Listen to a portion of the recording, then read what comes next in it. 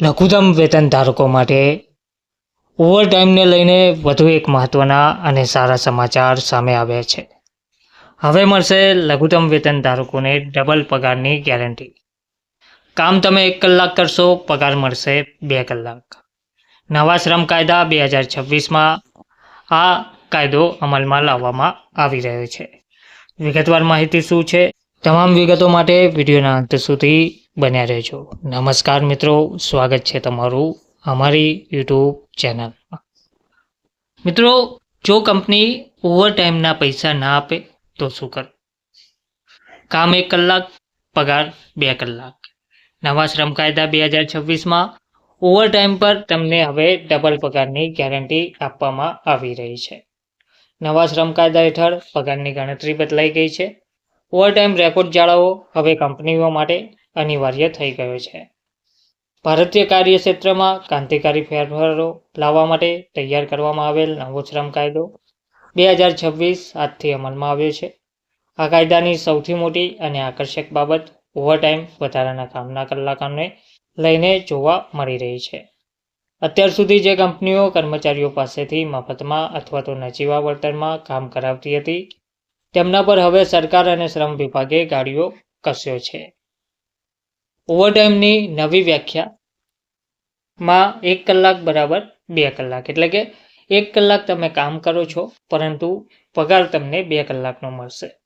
આજે 18 એપ્રિલ 2026ના રોજથી લાગુ થયેલા નિયમો મુજબ જો કોઈ કર્મચારી તેની નિર્ધારિત 8 કે 9 કલાકની શિફ્ટ પૂરી કરે છે અને આ શિફ્ટ પૂરી કર્યા પછી ઓફિસમાં કે કંપનીમાં વધારાનું કામ કરે છે તો તેને ડબલ પે એટલે કે બમણો પગાર મળશે.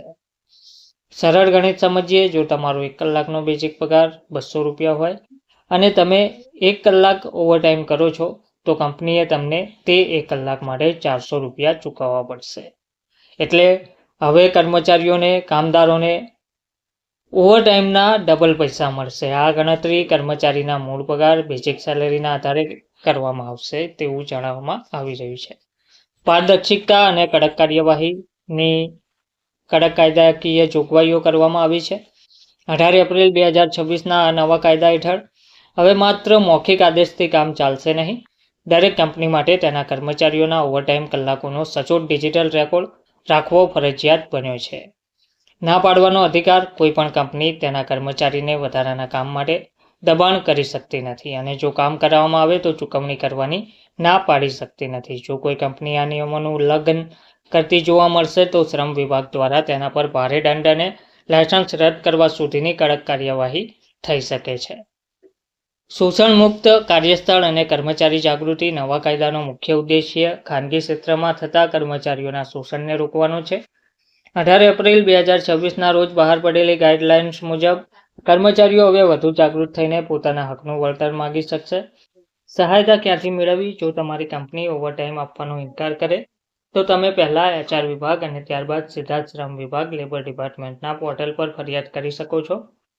આ નવી વ્યવસ્થાથી ઓફિસના વાતાવરણમાં પારદર્શિતા આવશે અને કર્મચારીઓની કાર્યક્ષમતામાં પણ વધારો થશે તેવું નિષ્ણાતો માને છે. શ્રમ સુધારાઓ ભારતીય અર્થતંત્રમાં કર્મચારીઓના હિતને સર્વોપરી ગણાવે છે. આ કાયદો માત્ર પગાર વધારવાની વાત નથી કરતો, પરંતુ માનવ શ્રમની સાચી કિંમત આપવાની દિશામાં એક મજબૂત ડગલું જોવા મળે છે.